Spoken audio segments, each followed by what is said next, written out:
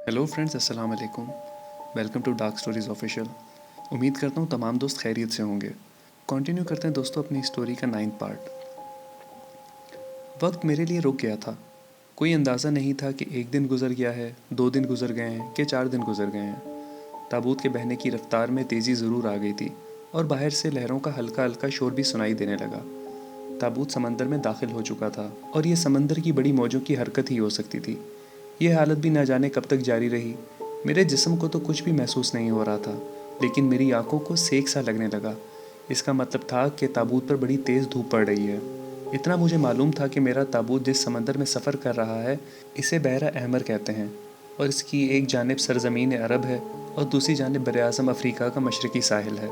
यहाँ समंदर 2 बर-ए-आज़मों के दरमियान में से गुजरता है और आगे जाकर बहरा अरब में मिल जाता है। इस बात का इम्कान था कि तूफ़ानी मौजें मुझे उठाकर किसी चट्टान से टकरा दें और मेरा ताबूत टूट फूट जाए, और या मुझे मौजें किसी जगह खुश्की पर लाकर फेंक दें। खुश्की पर आ जाने की सूरत में किसी की मुझ पर निगाह पड़ सकती थी। हो सकता था कि वो शख्स ताबूत को खोल डाले और मुझे मुर्दा समझकर गड्ढे में दफन करने की बजाय मेरी खुली हुई हरकत करती आंखें देखकर या तो डर कर भाग जाए या ये समझकर मेरी पट्टियाँ उतारनी शुरू कर दे कि मैं मुर्दा नहीं, ज़िंदा हूँ और किसी ने मुझसे बदला लेने के लिए मेरे साथ ऐसा किया है। बस यही एक ज़िंदगी की उम्मीद थी। इंसान ने अभी इतनी तरक्की नहीं की थी। ये जादू टोने और तोहमात का ज़माना था। शहरों को छोड़कर लोग अभी तक जंगलों में नीम वहशी ज़िंदगी बसर कर रहे थे। अगर मैं किसी जजीरे पर पहुंच जाता हूं या अफ्रीका के साहिल पर आ जाता हूं, तो वहशी लोग मुझे ज़िंदा मुर्दा समझकर या तो वहीं ख़त्म कर देंगे या फिर मुझे कोई ऐसी मखलूक समझकर कि जिसने मौत को हरा दिया है, मेरी पूजा शुरू कर देंगे। दूसरी सूरत में मेरे ज़िंदा बचने और दोबारा ज़िंदगी की वादियों में दाखिल होने के काफ़ी इम्कान थे। और फिर समंदर में ज़बरदस्त तूफ़ान आ गया। बड़ी बड़ी समंदर की मौजें मेरे ताबूत को खिलौने की तरह उछाल उछाल कर फेंकने लगी। ये अमल ना जाने कब तक जारी रहा। फिर ऐसा हुआ कि एक बार ताबूत ऊपर को उछला और वापस मौजों पर गिरने की बजाय ज़मीन से टकराया। इसका ढकना तड़ाक की आवाज़ के साथ टूट कर परे जा गिरा। पहली शय जिसका मैंने नज़ारा किया वो दिन की रोशनी थी। अफसोस कि मैं हाथ पैर नहीं हिला सकता था, वरना मैं ताबूत से बाहर आ जाता। यही एक उम्मीद थी कि अगर ये किसी मुल्क का साहिल है तो किसी न किसी माहीगीर की ताबूत पर नज़र पड़ेगी और वह ज़रूर इस तरफ आ जाएगा। अगर मैं किसी जजीरे पर पहुंच गया हूं तो जजीरे के नीम वहशी लोग ज़रूर मालूम करने आएंगे कि ताबूत कहाँ से आ गया है। मेरे ऊपर सूरज की तेज़ तपिश वाली धूप पड़ रही थी। न जाने मैं कब तक वहाँ पड़ा रहा। इस दौरान 2 बड़ी अजीब तब्दीलियाँ हुईं। पहली तो ये कि तेज़ धूप ने मेरे जिस्म को गर्म कर दिया और मुझे अपनी रगों में खून आहिस्ता आहिस्ता गर्दिश करता महसूस होने लगा। दूसरी तब्दीली मैंने अपने चेहरे पर लिपटी हुई पट्टियों में ये महसूस की कि गर्म धूप में पट्टियों के साथ जो मोम और गोंद चिपकाई गई थी, इसने पिघलना शुरू कर दिया था। कुछ देर बाद मुझे अपने चेहरे पर मोम और गोंद बहती हुई महसूस होने लगी। मैंने अपने पाँव और हाथों को चलाने की कोशिश की, लेकिन मैं सिर्फ अपने पाँव के अंगूठे, 2-3 उंगलियों और इसी तरह अपने हाथों के अंगूठे और 1-2 उंगलियां ही हिला सका। अंधेरे में ये उम्मीद की एक किरण नमूदार हुई थी। कुदरत ने मुझ पर तरस खाकर मुझे ज़िंदगी का एहसास बख्श दिया था। मैं ताबूत के अंदर ही पड़ा रहा। सूरज की धूप मेरे सारे जिस्म पर पड़ रही थी। थोड़ी थोड़ी देर बाद मैं अपने हाथ पाँव की उंगलियों को हिलाने लगता। धूप की तपिश ने मेरे जिस्म के साथ लिपटी हुई पट्टियों को खोलना शुरू कर दिया था। मैंने सीधे हाथ को ऊपर उठाया तो वो थोड़ा सा ऊपर उठ गया। 1 घंटे के बाद मेरे बाजू में भी ताकत आ गई। मैं लेटे लेटे हाथों से अपने जिस्म से लिपटी हुई पट्टियों को खोलने लगा। वो खुल तो नहीं रही थी, मगर ढीली होती जा रही थी। मुझे सिर्फ अपने कुर्ते के अंदर तक हाथ ले जाना था ताकि खुफिया जेब से आकाश नागन का मोहरा निकाल सकूं। ये काम बहुत मुश्किल लग रहा था, लेकिन चूंकि मुझे मालूम था कि कुर्ते की खुफिया जेब कहाँ है, इसलिए मैं ठीक इसी जगह से पट्टियों को हटाने लगा। काफ़ी मेहनत के बाद जब मेरा हाथ पट्टियों के अंदर जेब तक पहुंच गया, मैंने जेब में हाथ डाला और मोहरा निकाल कर इसे फ़ौरन मुंह में रख लिया। मोहरा रखते ही मैं गायब हो गया। गायब होते ही मैं पट्टियों और ताबूत से बाहर निकल आया। ताबूत में सिर्फ मेरे जिस्म के गिर्द लिपटी हुई गीली पट्टियाँ रह गई थीं, जो ताबूत में इस तरह तह से लगी हुई थी जिस तरह तकिया निकालने के बाद गिलाफ पड़ा रह गया हो। अचानक मुझे ख्याल आया कि मैं मुश्किल के वक्त काम आने के ख्याल से हर वक्त अपनी कमर के साथ 2-3 कीमती हीरे कपड़े में लपेट कर बांधे रखता था। मैंने अपनी कमर को टटोला, लेकिन मेरी कमर नंगी थी। मैंने ताबूत में पट्टियों को इधर उधर हटाया। मेरे गायब होने के बाद मेरी कमर के साथ बंधा हुआ कपड़ा और इसमें बंधे हुए हीरे ताबूत में ही रह गए थे। मैंने हीरे उठा लिए। ये 3 हीरे थे और बहुत कीमती थे। मैंने चारों तरफ निगाह डाली, ये देखने के लिए कि समंदरी मौजों ने मुझे कहाँ फेंक दिया। जहाँ तक मैंने अंदाज़ा लगाया, ये कोई जजीरा नहीं था, बल्कि किसी मुल्क का साहिल था, और ये मुल्क बर-ए-आज़म अफ्रीका का कोई जनूबी मुल्क ही हो सकता था। اس زمانے میں براعظم افریقہ کے جس ملک کا ہسٹری میں ذکر ملتا ہے وہ سوڈان ہی تھا۔ سوڈان وہ ملک تھا جہاں اسلام کے آنے سے پہلے عربوں کے ہاتھوں شکست کھانے کے بعد مصر کے فرعونوں نے فرار ہو کر اپنی دوسری بڑی سلطنت قائم کی تھی۔ لیکن میرا خیال تھا کہ میرا تابوت کافی دیر تک سفر کرتا رہا تھا اور میں سوڈان سے کافی نیچے ملک ایتھوپیا کے قریب پہنچ گیا تھا۔ ساحل سمندر پر دور دور تک زرد ریت پھیلی ہوئی تھی۔ سورج کی تپش بہت تیز محسوس ہو رہی تھی، لیکن غائب ہو جانے کے بعد دھوپ کی تپش کا احساس ختم ہو گیا تھا۔ ایسا لگتا تھا جیسے ہوا میرے آر پار ہو کر گزر رہی ہے۔ سب سے پہلے مجھے لباس کی ضرورت تھی، کیونکہ میرے پاس کپڑے نہیں تھے۔ اگرچہ میں منہ سے مہرا نکال لیتا ہوں تو میں عریاں حالت میں کسی کے سامنے نہیں جا سکتا تھا۔ دوسرا، مجھے یہ معلوم کرنا تھا کہ میں کون سے ملک میں آ گیا ہوں اور کیا وہاں سے مصر کی طرف کوئی بحری جہاز جاتا ہے، کیونکہ میں فوراً مصر اپنی دوست کنچن کے پاس جانا چاہتا تھا، جس کے پاس میں اپنے بازو کا تعویذ رکھ آیا تھا۔ تعویذ کے بغیر میں سخت خطرے میں تھا، کسی بھی وقت جادوگر کی بدروح مجھ پر حملہ کر سکتی تھی۔ میرا غیبی حالت میں ہونا البتہ مجھے جادوگر کے طلسمی حملے سے بچا سکتا تھا، چنانچہ میں نے فیصلہ کر لیا کہ اشد ضرورت کے وقت میں اپنے آپ کو ظاہر کروں گا، باقی سارا وقت غیبی حالت میں ہی رہوں گا۔ میں ساحل سمندر کو چھوڑ کر کچھ فاصلے پر نظر آنے والے درختوں کے جھنڈ کی طرف چل پڑا۔ یہ درخت کسی جنگل کے مشرقی کنارے کے درخت تھے۔ میں جنگل میں داخل ہو گیا۔ یہ زیادہ گھنا جنگل نہیں تھا، کہیں کہیں درخت زیادہ تھے، زمین پر جنگلی جھاڑیوں کی بھرمار تھی، کوئی پگڈنڈی دکھائی نہیں دے رہی تھی۔ میں جنگل کے اندر کی طرف چلا جا رہا تھا، نہ مجھے تھکان محسوس ہو رہی تھی، نہ ہی پاؤں میں کانٹے وغیرہ چبھنے کی تکلیف محسوس ہوتی تھی۔ مجھے اپنا آپ خود بھی نظر نہیں آ رہا تھا۔ ہاتھ پاؤں اور جسم کی موجودگی کا پورا احساس تھا۔ یہ بھی احساس تھا کہ میں نے اپنے سیدھے ہاتھ کی مٹھی میں 3 ہیرے دبا کے رکھے ہیں۔ اچانک کسی عورت کے رونے کی آواز سنائی دی۔ میں وہیں رک گیا۔ جس طرف میں جا رہا تھا آواز اسی طرف سے آئی تھی۔ چند لمحوں کے بعد پھر وہی آواز آئی۔ ایسے محسوس ہوتا تھا جیسے کوئی عورت بے بسی کی حالت میں ہے اور روتے روتے اس کی آواز بیٹھ چکی ہے۔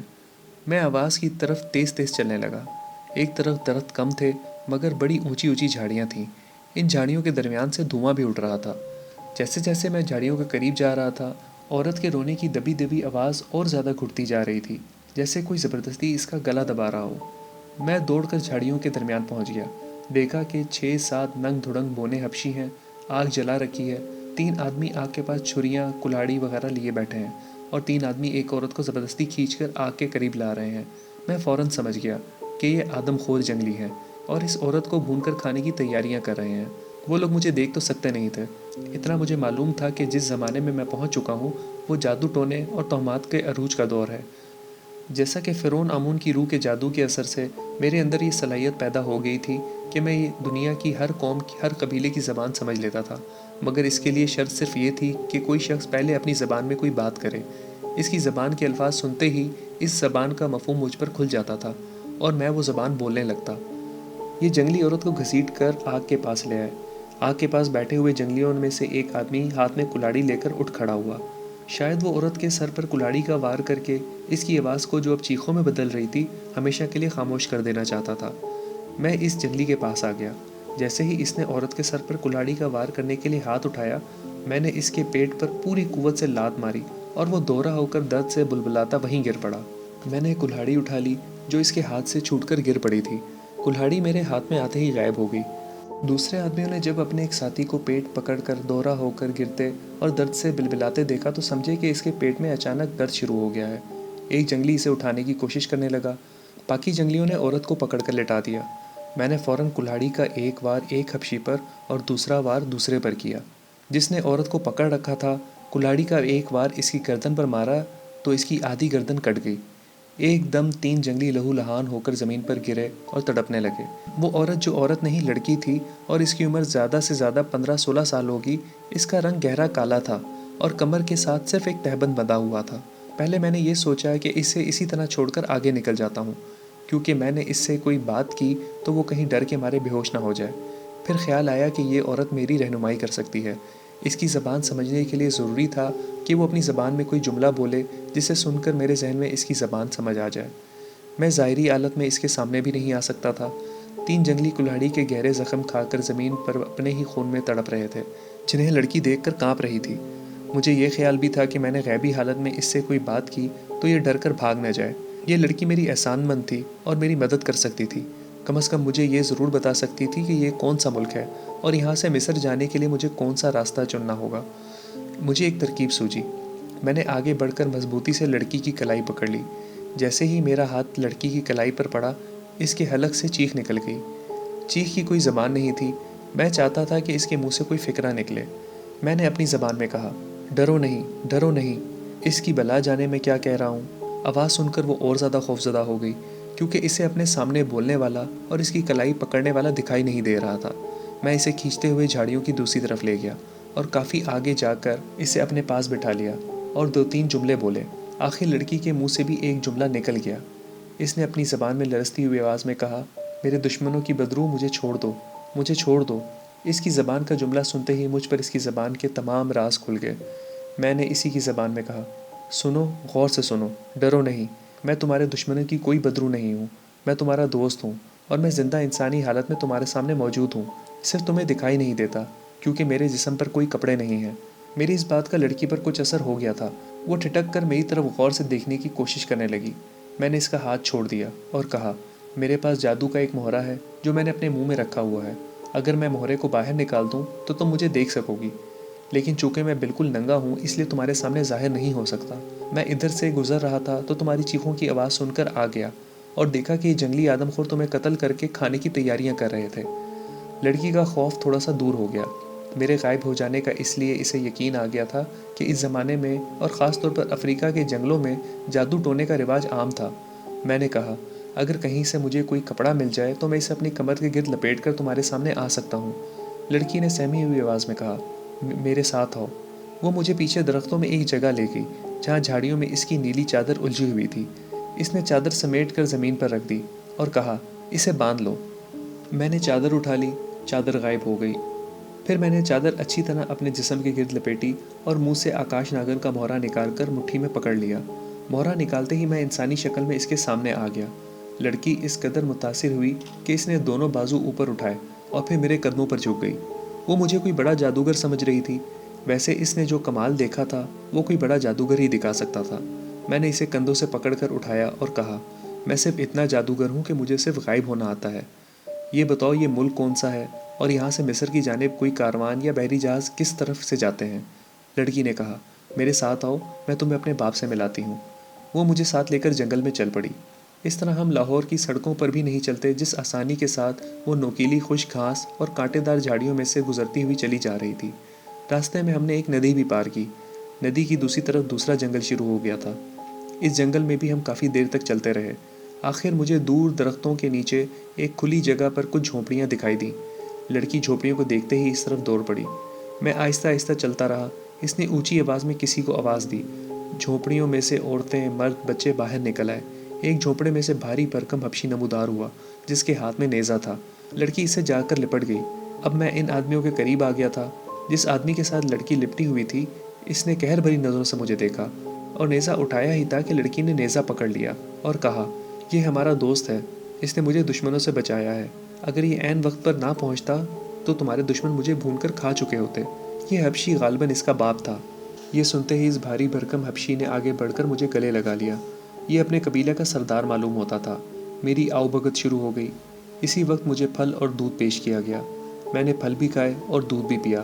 سردار اس بات پر بہت حیران تھا کہ میں ان کی زبان بڑی آسانی اور مہارت سے بول اور سمجھ سکتا تھا۔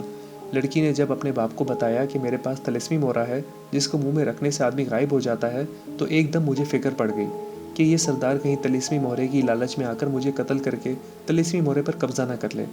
میں نے فوراً طلسمی مہرہ اپنے منہ میں رکھا اور غائب ہو گیا۔ تمام جنگلی ڈر کے مارے 2-2 قدم پیچھے ہٹ گئے۔ سردار کی آنکھیں بھی کھلی کی کھلی رہ گئیں۔ میں نے کہا، سردار، میں مسافر ہوں اور ملک مصر جانا چاہتا ہوں۔ مجھے صرف اتنا بتا دو کہ میں مصر کیسے پہنچ سکتا ہوں۔ سردار بولا، میں اپنا آدمی تمہارے ساتھ کر دیتا ہوں، وہ تمہیں سمندر کی بندرگاہ پر پہنچا دے گا۔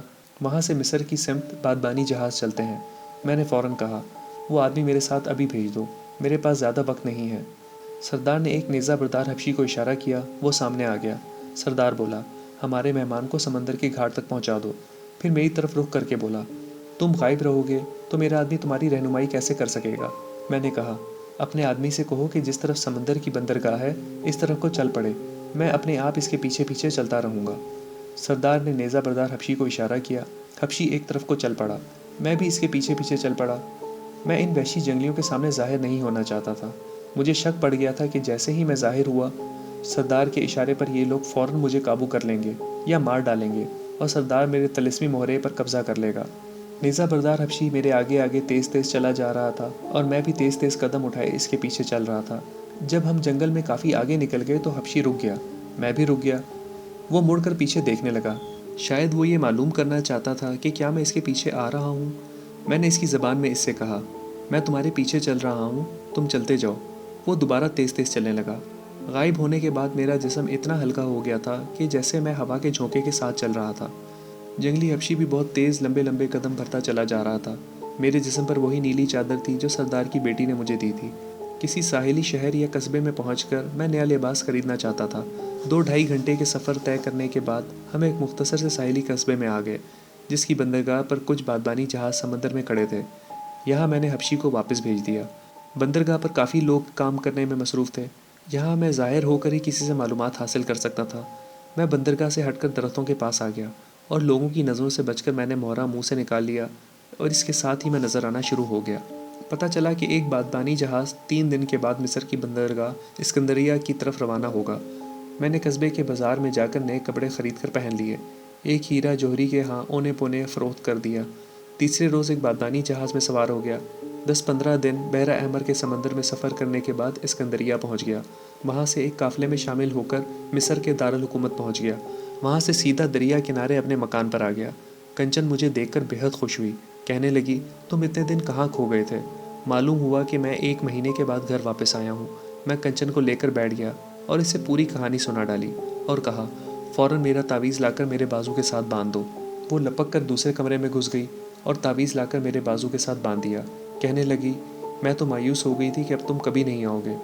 میں نے کہا، کنچن، اب اس ملک میں رہنا خطرے سے باہر نہیں ہے، یہاں سے کسی دوسرے ملک کی طرف چلتے ہیں۔ اس نے کہا، ہمیں کسی ایسے ملک میں جانا چاہیے جہاں تمہاری اپنی دنیا میں واپسی کی کوئی صورت بن سکے، اور یہ کوئی ایسا ملک ہی ہو سکتا ہے جہاں جادو اور طلسم عام ہو، کیونکہ کوئی ماہر جادوگر ہی تمہیں تمہاری دنیا میں واپس پہنچا سکتا ہے۔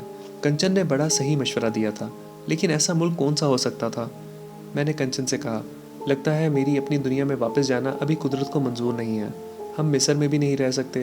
مکان بیچ کر کاروان سرائے میں جا بیٹھتے ہیں۔ جس طرف کا کوئی کاروان جاتا ہوگا اسی طرف چل پڑیں گے۔ ہماری کوئی منزل تو ہے نہیں۔ ہم نے مکان فروخت کر دیا اور کاروان سرائے میں آ کر ٹھہر گئے۔ معلوم ہوا کہ اگلے ہفتے ملک ایران کو ایک قافلہ جانے والا ہے۔ میں نے کنچن سے کہا، ایران آگ کی پرستش کرنے والوں کا ملک ہے۔ یہ لوگ جادو ٹونے کے سخت خلاف ہیں، اس لیے ہمارا ایران جانا بیکار ہے۔ وہ بولی، کچھ دیر اور انتظار کر لیتے ہیں۔ 1 ہفتے کے بعد جب ملک ایران جانے والا قافلہ تیار ہونے لگا تو پتہ چلا کہ یہ قافلہ ایران سے ہوتا ہوا آگے وادی سندھ کے شہر ٹیکسلا بھی جائے گا۔ اس زمانے میں ٹیکسلا کا نام ٹیکشالا ہوا کرتا تھا۔ میں نے سوچا کہ چلو ٹیکسلا چلتے ہیں اور جا کر دیکھتے ہیں کہ جس شہر کو بعد میں پاکستان میں شامل ہونا تھا، آج کل اس کی شکل و صورت کیسی ہے۔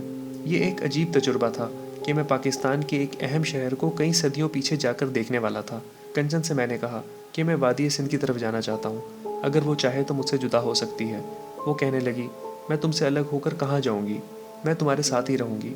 چنانچہ ہم ایران سے ہوتے ہوئے وادی سندھ کی طرف جانے والے قافلے میں سفر کرتے ہوئے 2 ماہ کے عرصے میں وادی سندھ کے ایک ساحلی شہر میں پہنچ گئے جس کا نام عجیب سا تھا۔ یہ سکندر اعظم کے زمانے کا سندھ تھا اور یہاں بت پرست راجاؤں نے چھوٹے چھوٹے شہروں میں اپنی الگ الگ حکومتیں بنا رکھی تھیں۔ یہاں سے ہم قافلے کے ساتھ ہی خشکی کے راستے ٹیکشالا یعنی ٹیکسلا آ گئے، جہاں ایک بت پرست راجا امبی حکومت کرتا تھا۔ اس زمانے کا ٹیکسلا گنجان آباد تنگ تنگ گلی کوچوں والا چھوٹا سا شہر تھا جس کے چاروں اطراف اونچی دیوار تھی۔ معبدوں میں بتوں کی پوجا ہوتی تھی۔ بدھ مت کے ماننے والے بھی مہاتما بدھ کی مورتی بنا کر اس کی پوجا کرتے تھے۔ آج کے ٹیکسلا اور اس زمانے کے ٹیکسلا میں زمین آسمان کا فرق تھا۔ اس زمانے میں بھارت کو آریہ ورت کے نام سے پکارا جاتا تھا، کیونکہ سارے کے سارے وسطی ہندوستان میں وسط ایشیا سے آئے ہوئے آریہ قوم کے لوگ آباد تھے اور انہی کا ایک بادشاہ حکومت کرتا تھا۔ ابھی میں اور کنچن ٹیکسلا کی ایک سرائے میں ہی مقیم تھے کہ معلوم ہوا کہ سکندر اعظم کی فوجیں ایران کو فتح کر کے ٹیکسلا کی طرف بڑھ رہی ہیں۔ میں سکندر کو دیکھنا چاہتا تھا اور یہ بھی معلوم کرنا چاہتا تھا کہ تاریخ میں جو لکھا ہے جب سکندر نے ہندوستان پر چڑھائی کی تھی تو ٹیکسلا کے راجا امبی نے ہتھیار ڈال دیے تھے، مگر پنجاب یعنی جہلم کا راجا پورس یونانی فوجوں کے آگے ڈٹ گیا تھا۔ اگرچہ اسے شکست ہوئی تھی مگر وہ اور اس کے سپاہی بڑی بے جگری سے لڑے تھے۔ سکندر نے پورس کی بہادری سے متاثر ہو کر اس کو اس کی سلطنت واپس کر دی تھی۔ ہمارے ہوتے ہوئے سکندر کی فوجیں ٹیکسلا میں داخل ہو گئیں۔ تاریخ کے مطابق ٹیکسلا کے راجہ امی نے ہتھیار ڈال دیے اور سکندر اعظم کی اطاعت قبول کر لی، مگر جہلم کا راجہ پورس اپنی فوج لے کر سکندر کی فوجوں کے مقابلے کے لیے میدان جنگ میں نکل پڑا۔ پھر بالکل ویسا ہی ہوا جیسا کہ تاریخ کی کتابوں میں لکھا ہوا تھا۔ ٹیکسلا میں یونانی فوجوں نے لوگوں کو بے دردی سے قتل کرنا شروع کر دیا، جس کی وجہ سے ہم وہاں سے بھاگ کر پنجاب سے بھی آگے مگدھ کی ریاست میں آ گئے، جس کے دارالحکومت کا نام پاٹلی پتر موجودہ پٹنہ تھا۔ ہم پاٹلی پتر کے ایک سرائے میں ٹھہرے ہوئے تھے۔ چونکہ تعویذ میرے بازو پر بندھا ہوا تھا، اس لیے کاہن جادوگر کے حملے سے میں بے خبر تھا۔ مجھے بڑی شدت سے کسی ایسے جادوگر یا روحانیت کے ماہر کی تلاش تھی جو مجھے کوئی ایسا ٹونا ٹوٹکا یا منتر بتاتا جس کا چلا کر کے میں اپنی دنیا میں واپس جا سکتا۔ دن بھر کنچن سرائے میں رہتی اور میں شہر کے گرد و نواح میں چکر لگاتا رہتا۔ دل میں ایک یہ بھی خیال آتا کہ شاید کسی رات فرعون کی نیک روح میرے خواب میں آ کر میری رہنمائی کرے، مگر ایسا نہ ہوا۔ وقت گزرتا چلا گیا۔ ہم پاٹلی پتر یعنی پٹنہ کی سرائے سے اٹھ کر شہر کے اندر کرائے کے ایک مکان میں آ گئے۔ معلوم نہیں تھا کہ ایک آدمی اس دن سے میرا پیچھا کر رہا ہے جس دن سے ہم سرائے سے اٹھ کر شہر کے مکان میں آ کر رہنے لگے تھے۔ میں نے ایک سادھو کو ضرور دیکھا تھا کہ جب میں شہر کے باہر دریا اور گھاٹ کے ارد گرد پھر رہا ہوتا تھا تو وہ مجھ سے تھوڑی فاصلے پر چلا آ رہا ہوتا تھا۔ پہلے تو میں نے کوئی خیال نہ کیا۔ سادھو، جوگی اور سنیاسی لوگ اس زمانے میں عام ہوا کرتے تھے، لیکن جب میں نے محسوس کیا کہ وہی ایک سادھو برابر میرا پیچھا کر رہا ہوتا ہے تو ایک روز میں خود اس کے پاس چلا گیا اور کہا، بابا تم میرا پیچھا کس لیے کر رہے ہو؟ میں تو اس شہر میں مسافر ہوں، کچھ روز یہاں کی سیر کرنے آیا ہوں، اس کے بعد واپس چلا جاؤں گا۔ سادھو کی آنکھوں میں بڑی کشش تھی، اس کی آنکھیں مجھ پر جمی ہوئی تھیں۔ کہنے لگا، مورخ، تمہاری خوش قسمتی تمہارا پیچھا کر رہی ہے اور تم اس سے بے خبر ہو۔ مجھے احساس ہوا کہ یہ سادھو دل کا حال معلوم کر لیتا ہے۔ اس نے بھی معلوم کر لیا تھا کہ میں تقدیر کے چکر میں پھنسا ہوا ہوں اور نجات تلاش کر رہا ہوں، مگر اتنی جلدی میں اس پر اپنے دل کا راز نہیں کھولنا چاہتا تھا۔ میں نے انجان بن کر کہا، مہاراج، میں سمجھا نہیں آپ کیا کہہ رہے ہیں۔ سادھو بولا، تم جس مصیبت میں گرفتار ہو، اس مصیبت سے صرف میں ہی تمہیں نکال سکتا ہوں۔ میرے ساتھ آؤ۔ وہ مجھے لے کر ایک درخت کے پیچھے بیٹھ گیا۔ کہنے لگا، مورخ، تمہارے ماتھے پر تمہاری مصیبت کا سارا حال لکھا ہوا ہے، میں اسے پڑھ رہا ہوں۔ مجھے تم کسی اور دنیا کی مخلوق لگتے ہو، کیا میں نے ٹھیک نہیں کہا؟ سادھو کی باتوں نے مجھے متاثر کیا تھا۔ میں نے کہا، لیکن میرے ماتھے پر کیا لکھا ہے مہاراج؟ میں ابھی اسے اپنے بارے میں کچھ نہیں بتانا چاہتا تھا۔ سادھو بولا، تمہارے ماتھے پر جو لکھا ہے وہ تمہیں یہاں نہیں بتا سکتا۔ میں کل شام تمہارے گھر آؤں گا، وہیں تمہیں سب کچھ بتاؤں گا۔ میں نے تمہارا گھر دیکھا ہوا ہے۔ یہ کہہ کر سادھو وہاں سے اٹھ کر چل دیا۔ میں سوچنے لگا کہ ہو سکتا ہے یہ سادھو ہی میری نجات کا ذریعہ بن جائے۔ دیکھتے ہیں کل شام یہ کیا بتاتا ہے۔ دوسرے دن شام کو سادھو میرے گھر آ گیا۔ کنچن گھر کے کام کاج میں لگی تھی۔ سادھو نے مجھ سے کہا، کسی ایسی کوٹری میں چلو جہاں ہم دونوں کے سوا اور کوئی نہ ہو۔ میں مکان کی ایک کوٹری میں اسے لے آیا۔ اس کوٹری میں چراغ روشن تھا۔ کنچن کو میں نے سمجھا دیا تھا کہ جب تک سادھو میرے پاس بیٹھا ہے وہ کوٹری میں نہ آئے۔ سادھو اپنے ساتھ ایک تھیلا لایا تھا۔ کوٹری میں صف بچھی ہوئی تھی۔ ہم صف پر بیٹھ گئے۔ سادھو بولا، کسی ہنڈیا میں پانی ڈال کر لے آؤ، پانی زیادہ نہ ہو۔ میں ایک خالی ہنڈیا میں پانی ڈال کر لے آیا۔ سادھو نے ہنڈیا اپنے سامنے رکھ لی اور کوئی منتر پڑھنے لگا۔ منتر پڑھ کر وہ تھوڑی دیر بعد ہنڈیا پر پھونک مار دیتا تھا۔ 7ویں بار ہنڈیا پر پھونک مارنے کے بعد اس نے کہا، اس ہنڈیا میں جھانک کر دیکھ اور بتا تجھے کیا نظر آتا ہے۔ میں نے ہنڈیا میں جھانک کر دیکھا۔ ہنڈیا میں جو پانی تھا، اس پانی میں میرے عکس کی بجائے ایک ڈراؤنے چہرے والی عورت کی شکل نظر آئی جس کی زبان باہر نکلی ہوئی تھی۔ میں ڈر کے ایک دم پیچھے ہٹ گیا۔ سادھو نے کہا، تمہیں اس عورت سے ڈرنا ہی چاہیے، یہ عورت تمہاری جان کی دشمن ہے۔ جب سے تم اس ملک میں داخل ہوئے ہو یہ عورت تمہارے سر پر منڈلا رہی ہے اور تم پر وار کرنے کا موقع تلاش کر رہی ہے۔ میں نے کہا، اگر یہ عورت میرے سر پر منڈلا رہی ہے تو مجھ پر وار کیوں نہیں کرتی؟ سادھو بولا، تمہاری گردن اڑانے کے لیے وہ اپنے گرو کا انتظار کر رہی ہے۔ اس کا گرو اب تک 1,86,000 انسانوں کو قتل کر چکا ہے۔ اس کا گرو ہمالیہ کے پربتوں سے چل پڑا ہے، وہ کسی بھی وقت یہاں پہنچ جائے گا۔ سچی بات ہے، طلسم کی دنیا میں پھنس کر میں بھی تہمت پرست ہو گیا تھا۔ سادھو کی بات مجھے سچ لگنے لگی۔ میں کچھ گھبرا گیا۔ میں نے کہا، میں آج ہی یہاں سے کسی دوسرے ملک کی طرف بھاگ جاتا ہوں۔ سادھو بولا، تم اس عورت کی نظر میں آ چکے ہو، تم جہاں بھی جاؤ گے یہ بلا تمہارے ساتھ جائے گی اور اس کا گرو وہاں پہنچ جائے گا۔ مجھے معلوم تھا کہ جب تک میں تاریخ کے پرانے زمانے میں ہوں میں مر نہیں سکتا، لیکن اس عورت کی وجہ سے جس کی شکل میں نے ہنڈیا میں دیکھی تھی کسی آفت میں ضرور پھنس سکتا تھا۔ میں نے سوچا کہ آکاش ناگن کا مہرہ منہ میں رکھ کر کنچن کو ساتھ لے کر یہاں سے نکل جاؤں گا۔ جب میں ہنڈیا کی بلا کو نظر ہی نہیں آؤں گا تو وہ مجھ پر وار کیسے کر سکے گی؟ سادھو نے طنزیہ مسکراہٹ کے ساتھ کہا، مورخ، میں جانتا ہوں کہ تم کیا سوچ رہے ہو، یاد رکھو، اگر تم مہرہ منہ میں رکھ کر غائب بھی ہو جاؤ گے تو اس عورت کی نظر میں آتے رہو گے۔ یہ بلا غضب کی جادوگرنی بھی ہے۔ میں چونک سا گیا۔ سادھو نے میرے دل کی بات پڑھ لی تھی۔ میں بے اختیار بولا، سادھو مہاراج، پھر مجھے کیا کرنا چاہیے؟ مجھے کوئی راستہ بتائیں۔ سادھو نے آنکھیں بند کر لیں، تھوڑی دیر بعد آنکھیں کھولیں اور بولا، وہ طلسمی مہرہ جو تمہارے پاس ہے مجھے دکھاؤ، میں اس پر ایک منتر پڑھ کر پھونکوں گا۔ اس کے بعد جب تم اسے منہ میں رکھ کر غائب ہوگے تو یہ عورت تو کیا، اس کا گرو بھی تمہیں نہیں دیکھ سکے گا۔ میں اس سادھو سے بہت متاثر ہو چکا تھا۔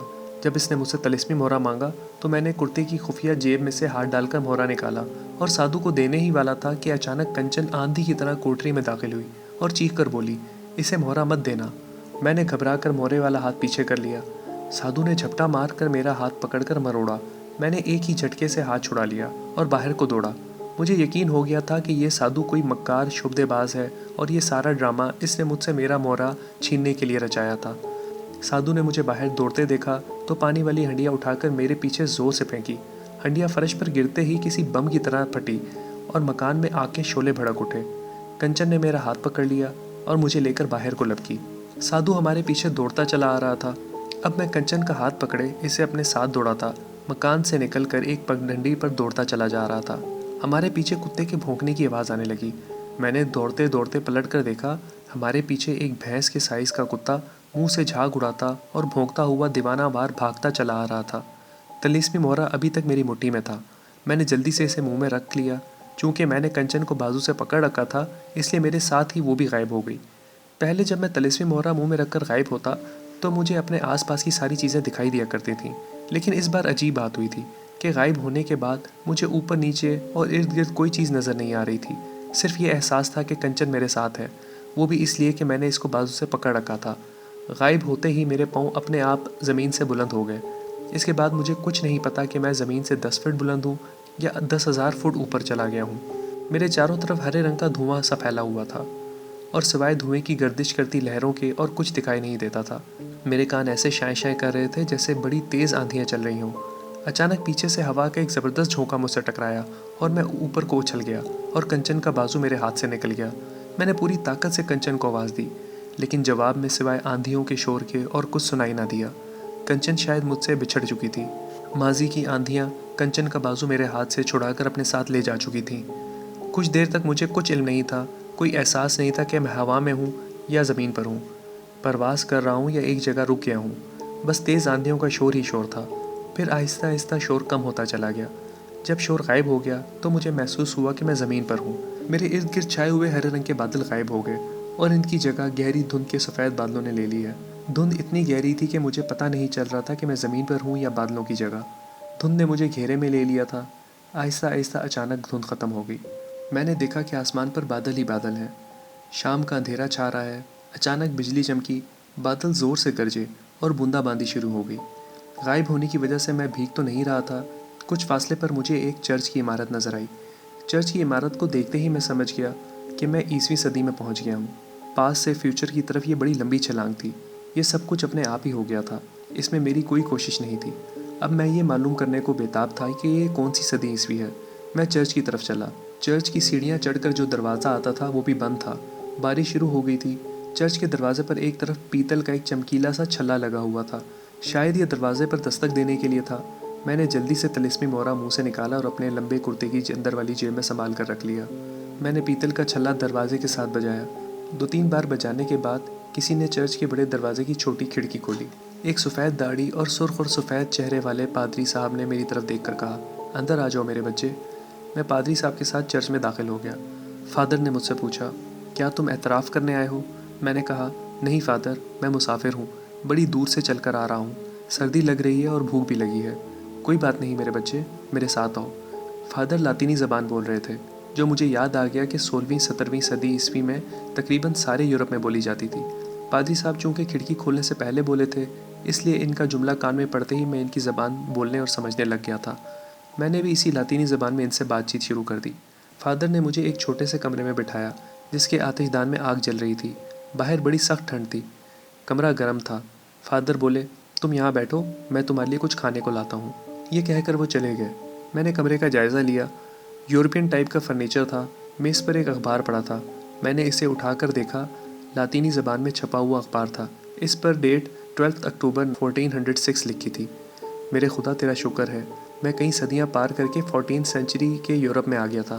میں نے اخبار کو ایک بار پھر دیکھا۔ اس پر ایمسٹرڈم شہر کا نام لکھا تھا۔ اس کا مطلب تھا کہ میں 14 سینچری ہالینڈ کے شہر ایمسٹرڈم میں پہنچ گیا ہوں۔ میں اخبار میں چھپی ہوئی خبروں کو دیکھنے لگا۔ ایک جگہ خبر چھپی ہوئی تھی کہ کچھ روز پہلے شہر کے چوک میں 2 جادوگرنیوں کو آگ میں زندہ جلا دیا گیا۔ یہ یورپ کا وہ زمانہ تھا جب یورپ میں جادو ٹونا کرنے والوں کو عدالت کے حکم سے ملک کے قانون کے مطابق شہر کے چوراہے میں لوہے کے کھمبے کے ساتھ باندھ کر آگ میں زندہ جلا دیا جاتا تھا۔ ہسٹری کی اسٹڈی کرنے سے ہمیں پتہ چلتا ہے کہ اس زمانے میں ہزاروں عورتوں اور مردوں کو جادوگر اور جادوگرنیاں سمجھ کر آگ میں جلا دیا گیا تھا۔ فادر میرے لیے ڈبل روٹی، ابلے ہوئے آلو اور کافی لے آئے۔ کچھ خاص بھوک مجھے محسوس نہیں ہو رہی تھی، لیکن میں نے پھر بھی وہ سب کچھ کھا لیا اور کافی پی کر میرے جسم کے اندر ایک تازگی کی لہر دوڑ گئی۔ فادر نے میرے لمبے کرتے اور بڑی ہوئی داڑھی کو دیکھ کر پوچھا، بیٹا تم کون سے چرچ کے پاسٹر ہو؟ میں نے کہا، محترم میں پاسٹر نہیں ہوں، بس اسی قسم کا سادہ لباس پہنتا ہوں، پرتگال کا رہنے والا ہوں اور سیر و تفریح کے لیے گھر سے نکلا ہوں۔ فادر نے کہا، تم جب تک چاہو یہاں رہ سکتے ہو، لیکن ہم کوئی تمہاری زیادہ خاطر نہیں کر سکیں گے۔ میں نے کہا، فادر مجھے اس سے زیادہ کچھ نہیں چاہیے کہ یہاں چند راتیں بسر کرنے کو جگہ مل جائے۔ میں چاہتا تھا کہ بجائے 14 سینچری کے یورپ کے دوسرے شہروں کی دربدری کرنے کے، میں اس شہر میں کچھ روز قیام کر کے یہ معلوم کرنے کی کوشش کروں کہ یہاں کوئی ایسی بزرگ ہستی موجود ہے جس کی مدد سے میں اگلی چند صدیاں پار کر کے اپنی 20ویں صدی عیسوی والے زمانے میں پہنچ سکوں، کیونکہ جادو ٹونے کی شدت کا دور ختم ہو چکا تھا۔ اب کوئی ایسی بزرگ ہستی ہی میری مدد کر سکتی تھی۔ رات میں اسی کمرے میں سویا۔ اگلے روز سادہ سے ناشتے کے بعد فادر نے مجھے ایک لمبا پرانا گرم کوٹ اور گرم اونی ٹوپی اور اس زمانے کے فیشن کی گرم پینٹ پہننے کو دی۔ یہ سب کچھ میں نے پہن لیا۔ اس کی مجھے شدید ضرورت محسوس ہو رہی تھی، کیونکہ یورپ میں اکتوبر کا موسم سرد، دھند اور بارشوں کا موسم ہوتا تھا۔ اس کے ساتھ ہی برف گرنا شروع ہو جاتی تھی۔ بڑی ٹھنڈ ہوتی تھی ان دنوں میں۔ اس کمرے میں ایک کھڑکی تھی جو چرچ کے باہر صحن کی طرف کھلتی تھی۔ میں کھڑکی کے پاس بیٹھ کر دیکھنے لگا۔ صحن کی سامنے والی دیوار کے پاس ایک چھوٹا سا کاٹیج تھا، جس کی چھت اور دیوار پر کوئی بیل چڑھی ہوئی تھی، جس کی شاخیں سردی کی وجہ سے پتوں سے خالی ہو چکی تھیں۔ کاٹیج کے دروازے تک ایک راستہ بنا ہوا تھا۔ میں نے دیکھا کہ کچھ عورتیں اور مرد کاٹیج کے صحن سے گزر کر برآمدے میں ایک طرف ہو کر بیٹھ گئے ہیں۔ یہ غریب اور محنت کش لوگ لگتے تھے۔ دیکھتے دیکھتے وہاں بہت مرد اور عورتیں جمع ہو گئیں۔ فادر کافی کی پیالی لے کر آئے۔ کہنے لگے، میں نے کافی بنائی تھی، تمہارے لیے بھی لایا ہوں، آج سردی ہے۔ میں نے فادر سے پوچھا کہ ساتھ والے کاٹیج میں لوگ کس لیے جمع ہیں؟ انہوں نے بتایا کہ یہاں ایک نیک عورت کچھ دنوں سے ٹھہری ہوئی ہے۔ لوگ کہتے ہیں اس کی دعا میں بڑی تاثیر ہے۔ ہاتھ سے ماتھا چھوتی ہے تو سر کا درد غائب ہو جاتا ہے۔ میں نے کہا، اس کے پاس ضرور کوئی جادو ٹونا ہوگا۔ فادر بولے، لوگ یہی سمجھتے ہیں، حکومت کے اہلکار بھی یہی سمجھتے ہیں، مگر میں ایسا نہیں سمجھتا۔ یہ خاتون جادوگرنی نہیں ہے، بڑی پارسا اور عبادت گزار عورت ہے۔ ابھی اس کی عمر زیادہ نہیں ہے۔ دن رات عبادت کرنے سے اس میں بیماروں کو شفا یاب کرنے کی طاقت پیدا ہو گئی ہے۔ میں نے ہسٹری کی بکس میں پڑھا تھا کہ 14 اور 15 سینچری کے یورپ میں، خاص طور پر ہالینڈ کے ملک میں جادو ٹونا حرام تھا۔ جس آدمی یا عورت پر جادوگر ہونے کا شک بھی پڑ جاتا تھا تو اسے آگ میں زندہ جلا دیا جاتا تھا۔ میں نے فادر سے جب اس خاتون کا ذکر کیا تو وہ کہنے لگے، مجھے ڈر ہے کہ حکومت کے سپاہی کسی نہ کسی وقت آ کر اس خاتون کو گرفتار کر کے لے جائیں گے اور جادوگرنی ہونے کے الزام میں اسے زندہ آگ میں جلا ڈالیں گے۔ میرا دل چاہا کہ اس نیک دل خاتون کو دیکھنا چاہیے، لہٰذا دوپہر کے وقت میں بھی دوسرے لوگوں کے ساتھ اس خاتون کے پاس چلا گیا۔ چھوٹے سے کمرے میں عورتیں اور مرد بڑے ادب سے بیٹھے تھے۔ میں نے عبادت گزار خاتون کو دیکھا۔ نوجوان لڑکی تھی، چہرے پر بڑا نور تھا۔ عورتیں روتے ہوئے بیمار بچوں کو لے کر خاتون کے سامنے لے جاتی۔ خاتون بچے کے سر پر شفقت سے ہاتھ رکھتی اور بچہ ایک دم رونا بند کر دیتا اور اس کا بخار وغیرہ فوراً اتر جاتا اور ماں خوشی خوشی بچے کو لے کر چلی جاتی۔ میرے دل کو یقین ہو گیا کہ اس کے ہاتھ میں خدا نے شفا رکھتی ہے اور یہ جادوگرنی نہیں ہے۔ وہ کوئی جادو کا منتر بھی نہیں پڑھ رہی تھی۔ بیمار مرد، عورت یا بچے کے سر پر ہاتھ رکھتی اور صرف اتنا کہتی، خداوند تجھے صحت دے گا، تم اچھے ہو جاؤ گے۔ میں کونے میں ایک طرف ہو کر بیٹھا رہا۔ جب سب لوگ چلے گئے تو خاتون نے نگاہیں اٹھا کر میری طرف دیکھا۔ اس کی آنکھوں میں بڑی رحم دلی اور شفقت تھی۔ کہنے لگی، تم بیمار نہیں لگتے، میں تمہاری کیا خدمت کر سکتی ہوں؟ مجھے ایسا لگا کہ اس کی نظریں میرے دل کی گہرائیوں تک پہنچ چکی ہیں اور اسے میری زندگی کے بارے میں سب کچھ معلوم ہو گیا ہے، لیکن میں نے اپنا آپ ظاہر نہ کیا۔ میں نے کہا، میں نے آپ کی بڑی تعریف سنی ہے محترمہ، بس حاضری دینے آ گیا ہوں۔ خاتون نے آنکھیں بند کر لیں اور آہستہ سے کہا، خداوند تم پر رحم کرے۔ اس کے بعد وہ کچھ نہ بولی۔ آنکھیں بند کرنے کے بعد جیسے وہ مراقبے میں چلی گئی۔ میں خاموشی سے وہاں سے چلا آیا۔ اپنی کوٹری میں آ کر سوچنے لگا کہ کیا یہ عورت میری مدد کر سکے گی۔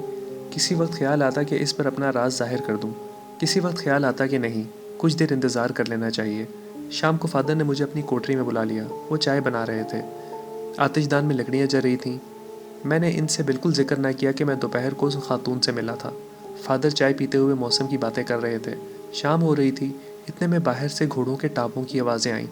فادر نے جلدی سے اٹھ کر کھڑکی سے باہر دیکھا اور گھبرائی ہوئی آواز میں بولے، جس کا ڈر تھا آخر وہی ہوا، حکومت کے سپاہی خاتون کو گرفتار کرنے آ گئے ہیں۔ میں بھی کھڑکی میں آ گیا، دیکھا کہ 10-12 سپاہی گھوڑوں پر سوار چرچ کے صحن میں داخل ہو رہے ہیں۔ وہ سیدھے خاتون کے کاٹیج کی طرف گئے۔ 3-4 سپاہی گھوڑوں سے اترے اور کاٹیج میں گھس گئے۔ دوسرے لمحے میں نے دیکھا کہ انہوں نے خاتون کے دونوں ہاتھ پیچھے باندھ رکھے تھے اور اسے باہر لا رہے تھے۔ خاتون بالکل خاموش تھی۔ سپاہیوں نے اسے گھوڑے پر ڈالا اور اسے اپنے ساتھ لے کر چرچ کے صحن سے باہر نکل گئے۔ فادر نے کھڑکی بند کر دی۔ ان کا چہرہ اداس ہو گیا تھا۔ میں نے پوچھا، کیا یہ لوگ اس نیک دل خاتون کو آگ میں جلا دیں گے؟ فادر نے آہ بھر کر کہا، اس ملک کا یہی قانون ہے۔ اب تک نہ جانے کتنے بے گناہ عورتوں پر جادوگرنی اور چڑیلوں کا الزام لگا کر انہیں آگ میں جلا دیا گیا ہے۔ اس بیچاری کا بھی یہی انجام ہوگا۔ مجھے یہ سن کر بہت دکھ ہوا۔ مجھے یقین تھا کہ یہ نیک دل خاتون نہ تو جادوگرنی ہے اور نہ چڑیل، بلکہ ایک عبادت گزار عورت ہے۔ میں نے اسی وقت اسے بچانے کا فیصلہ کر لیا۔ میں نے فادر سے پوچھا، کیا اسے آج رات کو ہی جلا دیا جائے گا؟ انہوں نے کہا، نہیں، یہ کام دن کی روشنی میں شہر کے بڑے چوک میں ہوتا ہے۔ وہاں ایک چبوترا بنا ہوا ہے۔ چبوترے پر لوہے کا ستون ہے۔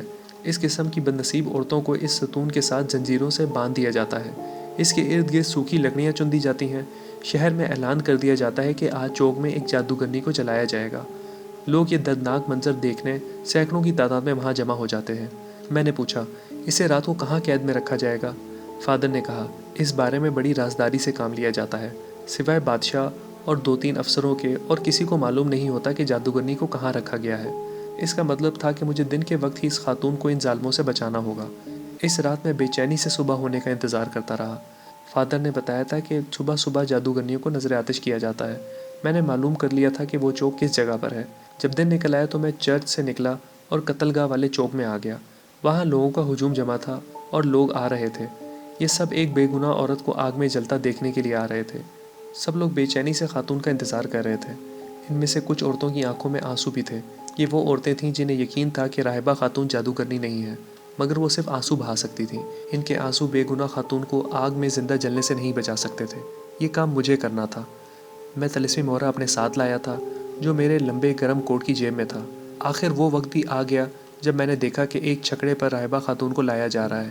وہ سر جھکائے چھکڑے پر خاموش بیٹھی تھی۔ 4 سپاہی چھکڑے میں اس پر پہرا دے رہے تھے۔ 2 سپاہیوں نے راہبہ خاتون کو بازوؤں سے پکڑ کر اٹھایا اور کھینچتے ہوئے چبوترے پر لے آئے۔ لکڑیوں کے درمیان جو تنگ راستہ بنا ہوا تھا، اس میں سے چلا کر سپاہی راہبہ خاتون کو لوہے کے کھمبے کے پاس لائے اور اسے زنجیر کے کھمبے سے ساتھ باندھ دیا۔ اس کے ساتھ ہی سپاہی جلدی جلدی پیچھے ہٹ گئے اور خالی جگہ پر بھی سوکھی لکڑیاں ڈال دی گئیں۔ میں لوگوں کے پاس بیٹھا تھا، جلدی سے اٹھ کر پیچھے چلا گیا۔ پیچھے پتھروں کا ایک اونچا ڈھیر لگا ہوا تھا۔ میں اس ڈھیر کے پیچھے ہو گیا، جیب سے مہرہ نکالا اور دائیں بائیں دیکھنے لگا۔ میری طرف کسی کی نظر نہیں تھی۔ میں نے مہرہ منہ میں رکھ لیا۔ مہرہ منہ میں رکھتے ہی میں غائب ہو گیا۔ اس وقت لکڑیوں کو آگ دکھا دی گئی تھی اور دھواں اٹھ رہا تھا۔ یہ تھا دوستو اسٹوری کا 9 پارٹ۔ امید کرتا ہوں آپ کو ضرور پسند آیا ہوگا، اور اگر پسند آیا تو لائک، سبسکرائب اور کمنٹ ضرور کیجیے گا۔ اپنا بہت سا خیال رکھیں۔ ملتے ہیں اگلے اس کے نیکسٹ پارٹ میں۔ اللہ حافظ۔